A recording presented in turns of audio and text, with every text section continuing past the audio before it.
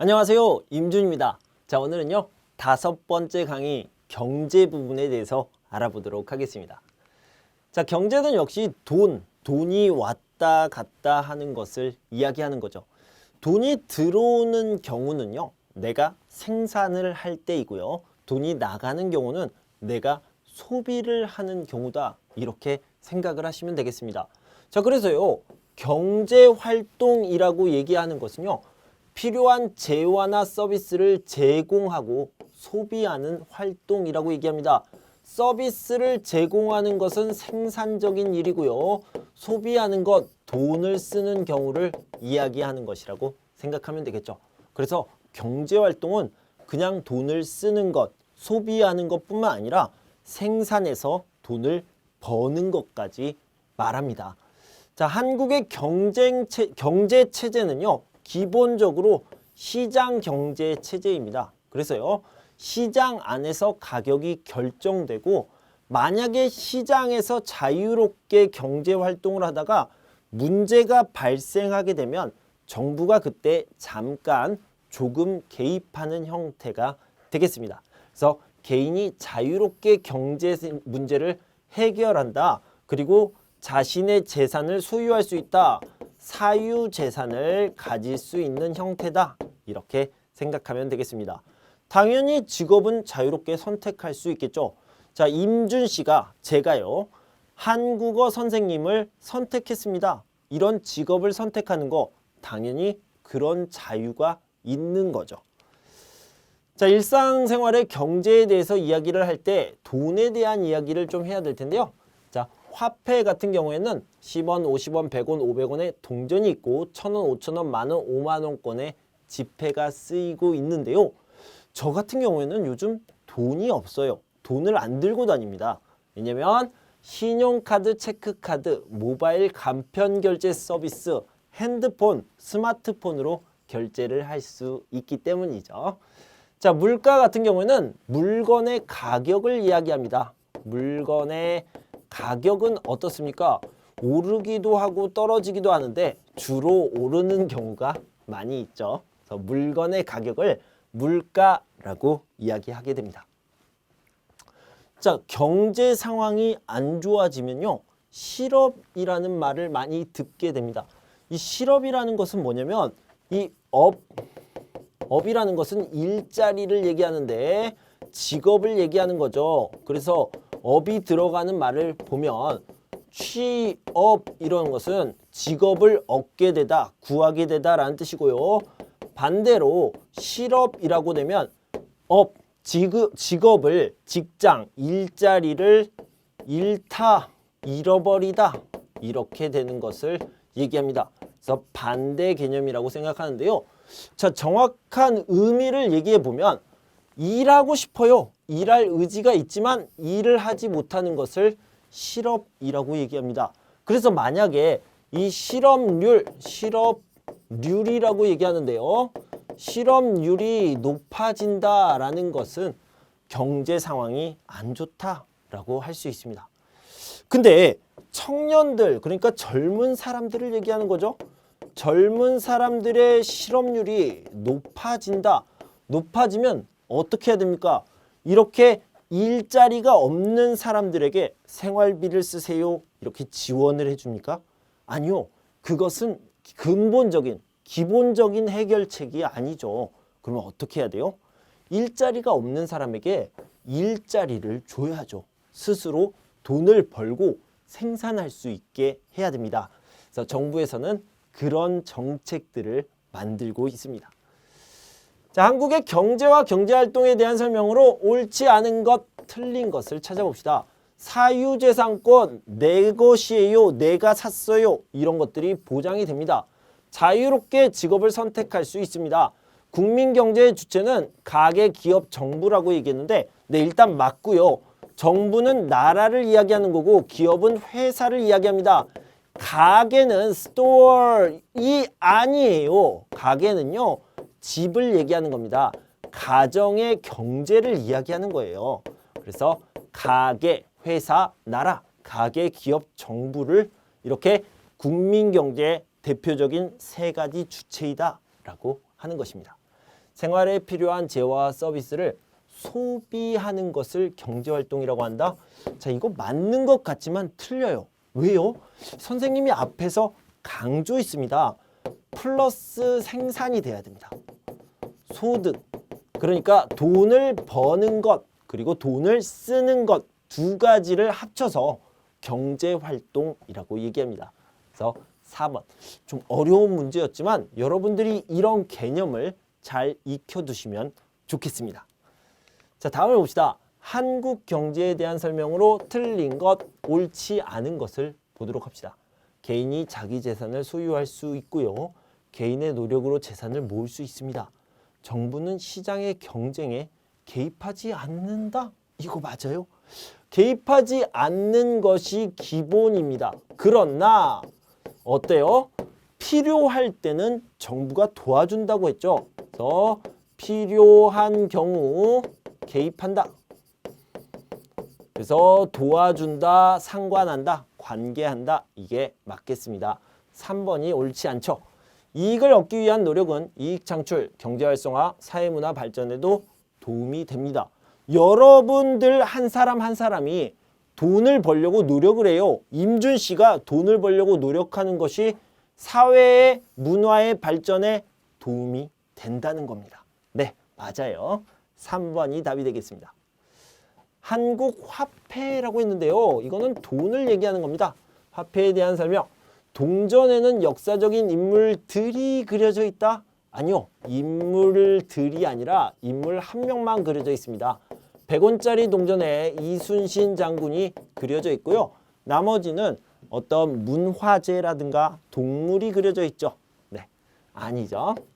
10원 동전과 50원 동전은 지금은 쓰이지 않는다. 아니요. 지금도 쓰고 있습니다. 온라인 결제를 제외하고는 모두 현금 결제를 해야 한다? 아니요. 카드를 사용할 수 있고요. 수표를 사용하는 경우도 있습니다. 한국에서 쓰이는 지폐는 1,000원권, 5,000원권, 만원권, 5만원권이다. 아, 이거 틀렸네요. 5만원권이다. 맞죠? 그래서 4번이 답이 되겠습니다. 실업에 대한 설명. 실업은 뭐예요? 일자리가 없어요. 이런 뜻이에요. 일자리가 없는 것에 대한 설명으로 옳지 않은 것, 틀린 것을 찾아보도록 합시다. 일을 하고 싶지만 일을 못하는 상태를 말한다. 자, 이거를요. 말을 바꿔봅시다. 일을 하고 싶지만 아까 선생님이요. 다른 말이 쓰여져 있는데 이렇게 말을 했어요. 그래서 이걸 다른 말로 하면 일할 의지가 있지만 이렇게 표현할 수 있습니다. 그래서 여러 가지 표현법을 알아두세요. 네, 맞습니다. 서비스 제어를 생산하는 경제활동 인구가 줄어 사회적으로도 문제가 된다. 자, 이게 무슨 뜻이에요? 일하는 사람이 줄어들었습니다. 사회적으로 문제가 됩니다. 맞죠? 소득이 끊겨 생활이 어려워지기 때문에 개인적으로 많은 어려움을 겪게 된다. 우리 아버지가 집에서 일을 하는 사람이 실업을 했어요.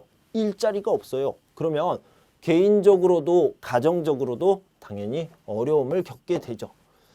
정부는 청년 실업 인구의 생활비를 지원하며 사회 문제를 해결하려 한다. 이거 맞는 것 같지만 사실은 아닙니다. 정부는 청년 실업 인구, 일자리가 없는 사람에게 돈을 주는 것이 아니고요. 어떤 노력을 하고 있습니까? 일자리를 주려고 노력하고 있습니다. 그래서 여기는 틀렸죠. 4번이 답이 되겠습니다. 이건 굉장히 중요한 문제예요. 그래서 이 4번 답을 잘 알아두시면 좋겠습니다. 다음, 한국의 시장경제체제에서 정부의 역할이 아닌 것, 틀린 것을 찾아봅시다. 4번부터 볼게요. 법이나 제도를 통해 경제활동 과정에서 피해를 주는 행위를 막는다. 네, 질서를 유지할 수 있도록 자유롭게 경제활동을 하긴 하는데 질서를 유지할 수 있도록 해줘야죠.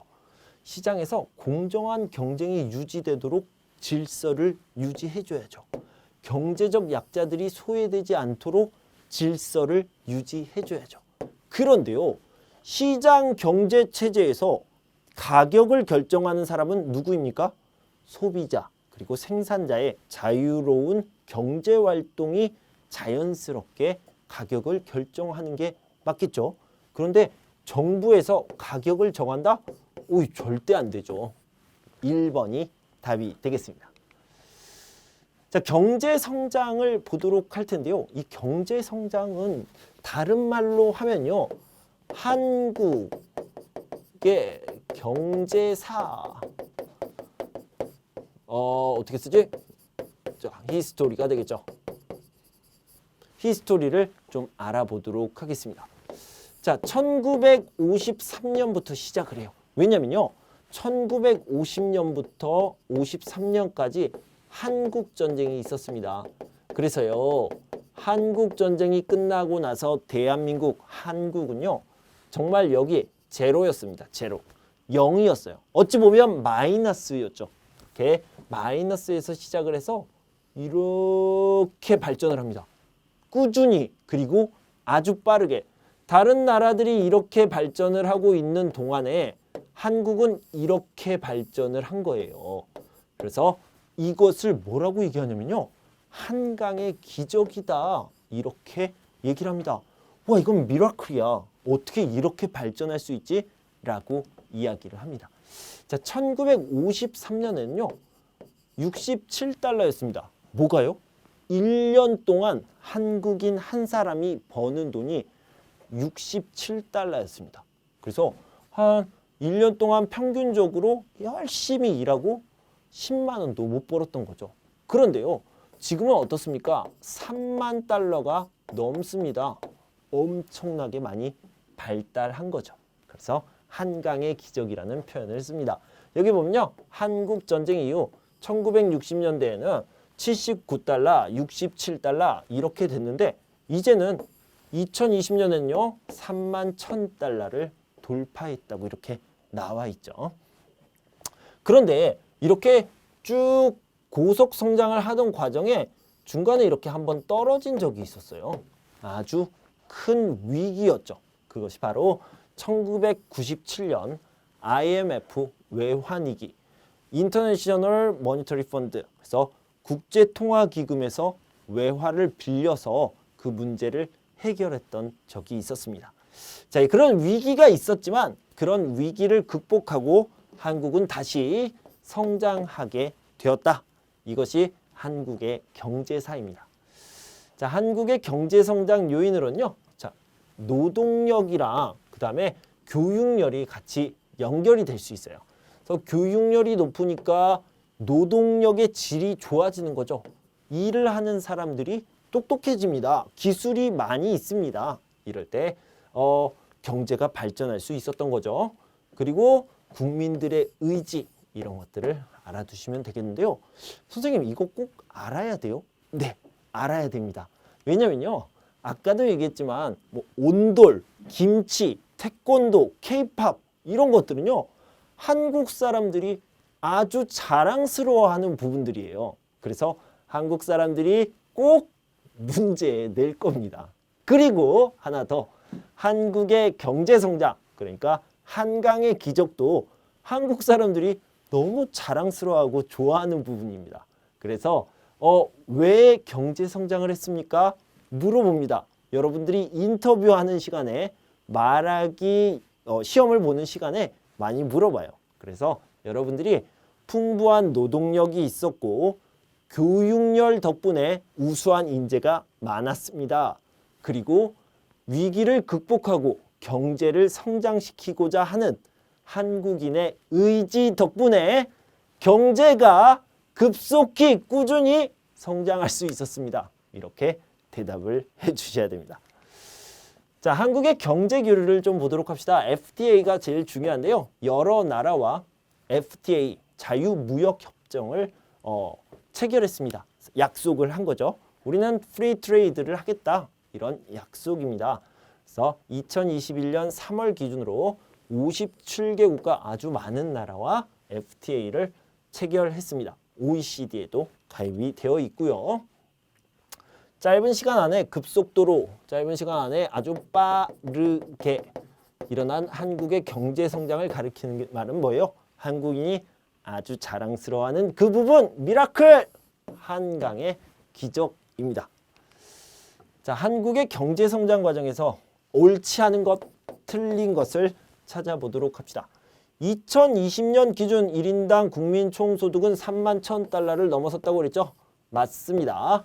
한국 경제는 6.25 전쟁 이후 위기 없이 계속 성장해서 지금에 이르렀다라는 건데 위기가 없었습니까? 1997년 IMF 위기가 있었죠.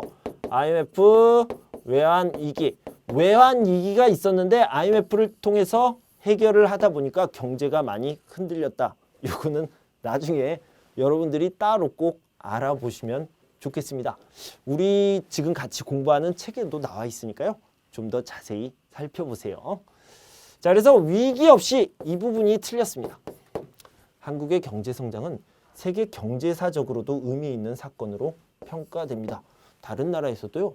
한강의 기적은 굉장히 대단한 사건으로 다루고 있습니다.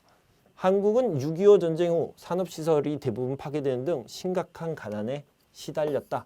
자, 우리 책에는요. 79달러 1인당 국민 생산이 79달러였다고 나왔고요. 또 어떤 책에는 67달러. 그러니까 그냥 다 너무너무 가난한 시대였다라고 생각할 수 있는 거죠.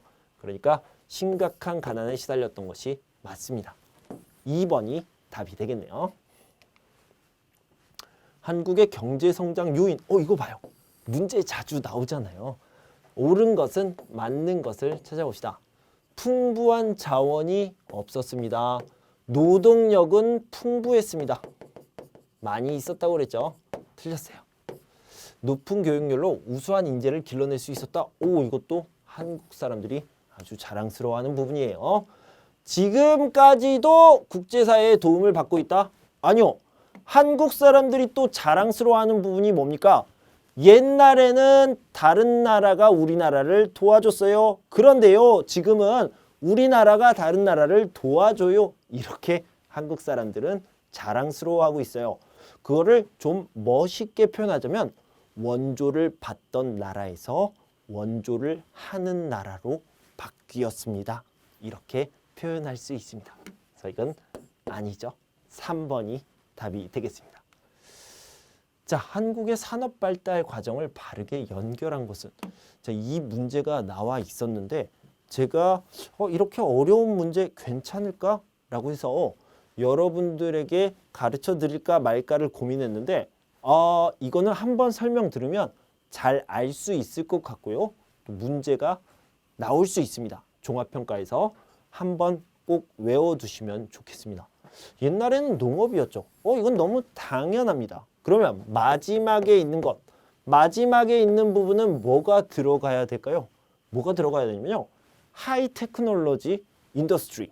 그러니까 아주 기술이 필요한 그런 산업이 들어가야 되겠죠. 기술이 아주 많이 필요한 산업을요. 첨단 산업이라고 얘기합니다. 그러니까 농업에서 시작해서 점점 발달해서 결국엔 하이 테크놀로지로 가는 겁니다. 그리고요. 처음에는 자본도 없고 기술도 없으니까 가벼운 것들을 만들어야 되겠죠. 그걸 경공업이라고 그래요.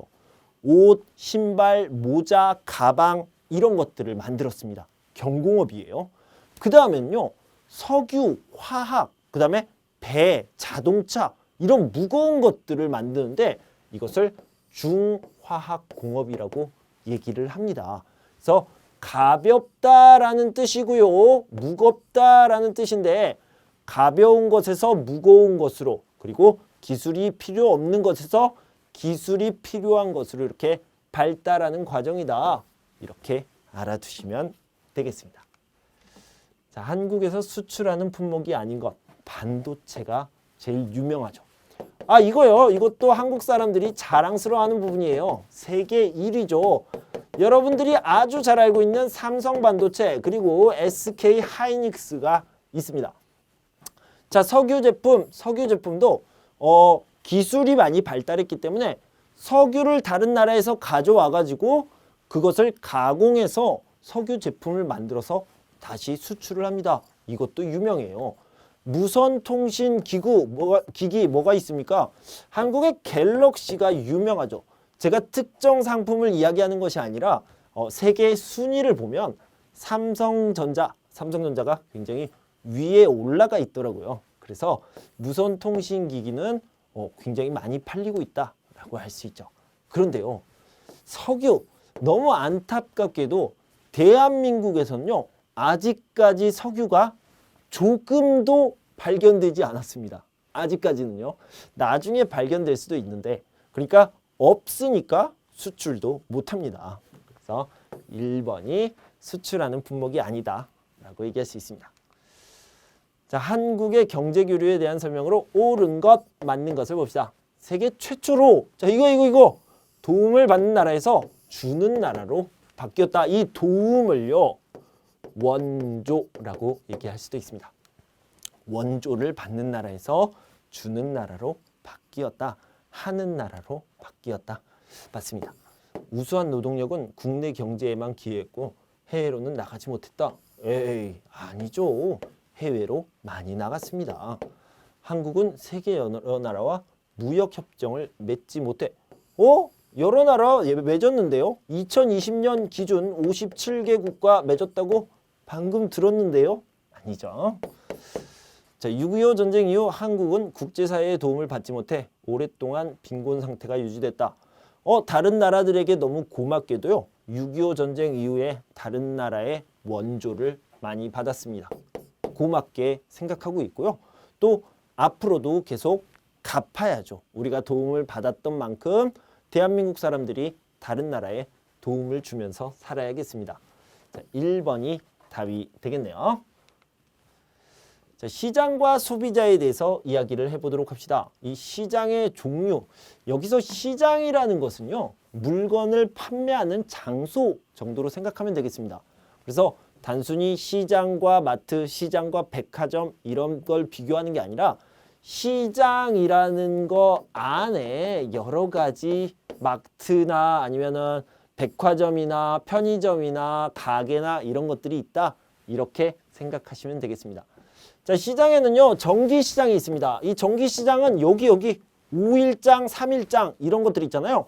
3일에 한 번씩 열리는 시장, 5일에 한 번씩 열리는 시장. 그래서 카렌더, 달력에다가 이렇게 오늘 장이 열려요, 오늘 장이 있어요 이렇게 체크를 해야 되는 그런 시장입니다. 그런 시장이 있어요? 네네네. 아직도 도시가 아닌 농촌에는 있습니다. 그래서 3일장, 5일장이 있습니다. 상설시장이라는 것은 항상 있는 시장을 얘기합니다. 매일 가도 매일 물건을 살 수 있는 그런 시장을 얘기하는 겁니다. 자, 전통시장이 있고요. 대형마트, 백화점이 있고 편의점, 동네 슈퍼마켓 이런 데가 있는데요. 전통시장 같은 경우에는요. 깎아주세요. 아유, 안 돼요. 아이, 깎아주세요. 뭐예요? 흥정을 할 수 있고요. 아줌마 이거 조금만 더 주세요. 에이, 하나 더 드릴게요. 이렇게 더 주시는 거 덤 문화가 있습니다. 자, 이렇게 흥정하고 덤 문화가 있는 곳은 재래시장이고 대형마트, 백화점 같은 경우에는 흥정이 없어요. 흥정이 없다는 말은요. 정해진 가격, 정찰제가 실시된다라고 생각할 수 있습니다. 정찰제, 정가, 정해진 가격이 있다. 이렇게 생각하시면 되겠어요.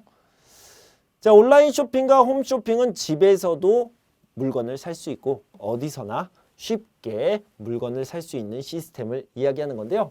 여러분들이 훨씬 잘 알고 있죠. 직접 눈으로 보지는 못하지만 화면을 통해서 얼마든지 잘 선택할 수 있는 시스템이죠. 자, 그런데 여기에서 한 가지 이야기를 할 건요. 여러분들이 스마트폰 또는 홈쇼핑에서 물건을 사면 바꿀 수 있습니까? 아니면 다시 반품, 환불받을 수 있습니까? 저는 사실 잘 안 하는데요. 귀찮은 일이라고 생각했는데 가능합니다. 가능하고요. 그렇게 불편하지 않다고 합니다. 그래서 온라인 쇼핑, 홈쇼핑도 환불이나 교환이 가능하다. 이거 꼭 알아두세요. 자, 소비자의 권리와 책임이 있는데요. 소비자들을 보호하는 제도들이 이렇게 있습니다. 소비자 기본법이 정해져 있고요. 리콜 제도, 안 좋은 제품은 다시 환불해주는 제도입니다. 그리고 제품에다가 이것이 어떤 제품인지 언제 만들어졌는지를 정확하게 표기해야 된다. 이런 것도 법으로 정해져 있는데요. 자, 여기서 보상 판매라는 게 있어요. 자, 이거는 소비자를 보호하는 것은 아닙니다. 이거는 좀 다른 거예요. 보상 판매라는 것은 자, 예를 들어서 내가 스마트폰을 2년 동안 사용했는데 바꾸고 싶어요. 바꾸고 싶으면 이 스마트폰, 원래 쓰던 스마트폰을 가게에 가지고 가면 새로운 스마트폰을 아주 싸게 살 수 있어요. 이런 할인 시스템이에요. 할인 시스템이다. 이렇게 생각하면 됩니다. 할인 시스템이 소비자를 보호하는 겁니까? 아니요. 그것과는 좀 다른 이야기죠. 자, 이렇게 알아두시면 되겠고요. 자, 통신 판매에 대한 설명으로 옳지 않은 것, 틀린 것, 온라인 쇼핑과 TV 홈쇼핑이 있고요. 통신 판매로 구매한 상품은 교환이나 환불을 받을 수 없다. 이거 아니라고 제가 방금 길게 말씀드렸잖아요. 그래서 2번이 답이 되겠죠. 스마트폰을 이용해 원하는 상품을 구입하는 것은 온라인 쇼핑 맞고요. TV 홈쇼핑은 텔레비전 홈쇼핑 채널을 보며 상품에 대한 정보를 얻을 수 있습니다. 그래서 2번이 답이 되겠습니다. 소비자의 권리에 속하지 않는 것은 자유롭게 상품을 선택하고 구매할 수 있고요. 상품을 구입할 때 증정품을 요구한다? 제가 이 물건을 샀으니까 하나 더 주셔야 됩니다. 아니면 저 조그만 물건 하나 주셔야 돼요. 이거는 권리가 아니죠. 그거는 흥정에 가까운 거죠. 그래서 아닙니다. 상품을 구입할 때 필요한 정보를 제공받을 수 있습니다. 그래서 가격 표시제라든가 아니면 제품에 대한 정보를 표시하는 거, 이거 중요하죠. 구입한 상품으로 인한 위험으로부터 보호를 받을 수 있고요. 2번이 답이 되겠죠. 소비자를 보호하는 제도가 아닌 것, 이 부분도요. 제가 열심히 설명을 들었는데 여러분 들었어요? 기억나요? 여기요. 보상 판매라는 것은요. 할인 시스템이다 라고 했죠. 아닙니다. 자, 리콜 제도, 의무 표시제, 제조물 책임법 같은 경우에는요. 소비자를 보호하는 시스템, 제도가 되겠습니다. 자, 금융기관을 좀 볼 텐데요. 여러분들은 금융기관 하면 뭐가 생각납니까? 혹시 이런 것이 생각이 납니까? 은행이요. 그런데 은행 중에서도요. 여러 가지 종류가 있겠죠. 그래서 이 금융기관 중에서도 은행 어떤 종류가 있는지 살펴보도록 할 거예요. 그 다음에 뭐 주식, 증권 이런 것들이 있을 수 있겠죠. 그 다음에 우체국. 선생님 우체국은 우편 서비스 포스트 아닙니까? 아, 포스트도 있고요. 금융업도 하고 있습니다. 그래서 이런 것도 알아보도록 하겠습니다. 아, 여기에 빠지면 안 되는 게 인슈런스, 보험이 들어가겠죠. 자, 일단은 은행에 대해서 알아봅시다.